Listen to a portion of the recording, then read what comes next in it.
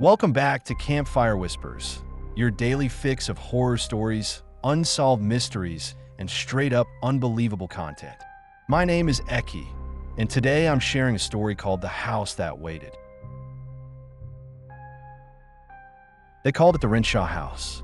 It stood like a broken tooth at the edge of Holloway Street, half swallowed by time, half choked by ivy. A tall, Victorian structure with peeling green paint, a leaning chimney, and windows that stared like dead eyes. The lawn hadn't been mowed in decades. The fence sagged under its own weight, and the mailbox, still bearing the rusted Renshaw nameplate, hung open like a silent scream. People avoided it without discussion. No posted warnings, no tales of gruesome murder or tragic fires. Just silence. Parents pulled their kids across the street when passing it. Teenagers dared each other to step inside, but none ever did. Not really. Everyone felt it. That something was wrong with the house. It wasn't what had happened there. It was what still might be happening. Something waiting. Listening. That was why Adam went in. He was 19, restless, and visiting home for the summer after his first year of college. Everything in his life felt performative. The lectures, the parties, the carefully curated photos, the laughter that never reached anyone's eyes. He needed something real, something raw, something he couldn't scroll past. He saw the house one overcast afternoon, walking home from his friend's place, headphones in, mind elsewhere.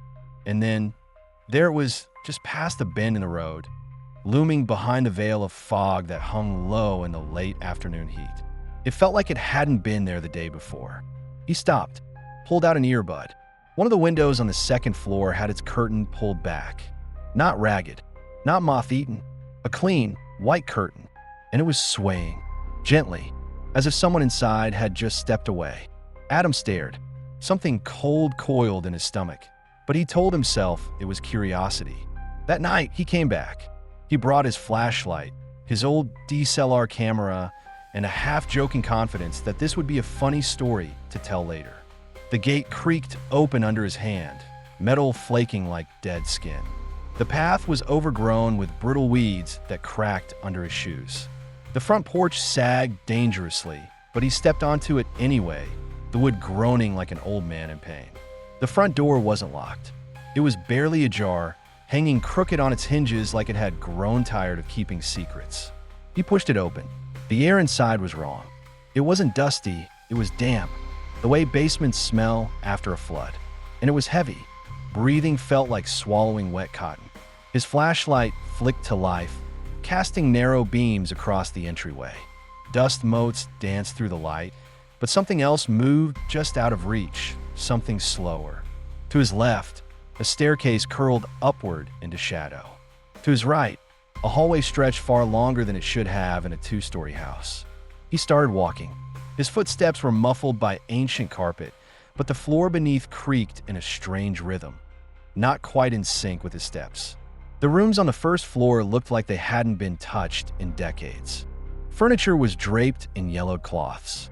Books with warped spines sat unopened on shelves. Portraits lined the walls, their subjects faded, but all sharing one odd trait. The eyes had been painted just a bit too large.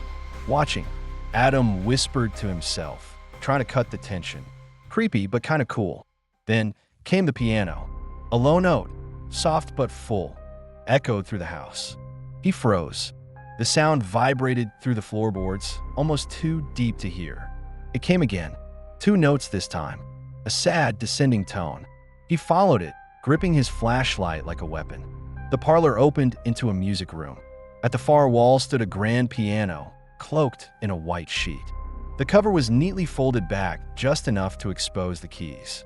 A rose, bright red, impossibly fresh, sat on top. The rest of the room was coated in shadows. Adam stepped closer. His fingers hovered near the keys. One of them, a low D, was still trembling.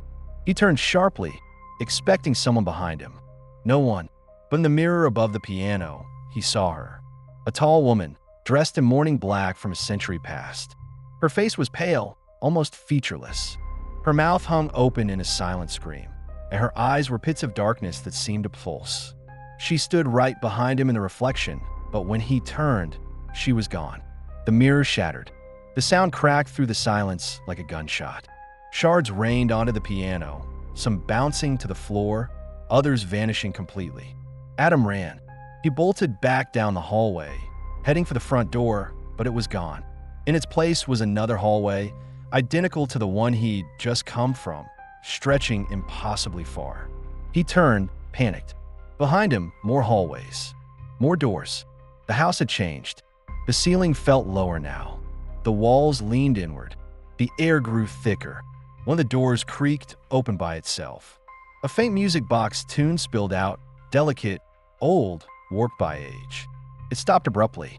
Adam approached the door. He didn't want to, but his legs moved anyway. Inside was a child's bedroom. Toys scattered on the floor. A mobile above the crib turned lazily. On the walls were crayon drawings, stick figures holding hands, standing in front of the house. One of the figures was scribbled over entirely in red. Then he saw the photo. On the bedside table was a Polaroid, new, glossy. It showed Adam, lying in the crib, eyes closed, asleep. He grabbed it and stumbled backward, heart hammering. A soft tap, tap, tap echoed from the hallway. Footsteps, bare feet on old wood. He turned and saw her again, the woman. Her arms hung limp at her sides, head tilted unnaturally. Her feet didn't touch the floor. She floated forward. Adam slammed the door and backed away. The walls of the room began to melt, running like wax, revealing another hallway behind the wallpaper. No matter where he went, the hallways stretched on. The portraits were back. This time, the eyes followed him, not just turned toward him, but moving, blinking slowly. At the end of one corridor was a man sitting in a chair. He was dressed in formal wear, perfectly still, but his mouth trembled. "Don't stay," he whispered. "She feeds on time." Adam took off again. Stairs appeared beneath him, spiraling downward into darkness. He descended, slipping, the air growing colder with every step. At the bottom was a room lined with mirrors. Dozens, hundreds, but in none of them could he see himself. Instead, they showed versions of the house. Twisted, decayed, burning, flooded, frozen, impossible versions. But all of them shared one constant. The woman, always in the background, always closer in the next reflection. He screamed. The mirrors cracked. The floor gave out. Then light. He woke outside. On the lawn, morning mist drifted over the grass. Birds chirped like nothing had happened. The house stood quietly behind him. But Adam couldn't move. Not at first. Not until he felt something in his hand. He opened his fingers slowly. The Polaroid. The one of him in the crib. It was still there. He left town that day and never went back. But he dreams of the house still. Every night, he walks deeper. The halls stretch longer. The doors never lead the same way twice. And some mornings, he wakes with dirt under his fingernails and the faint scent of rose petals in his room.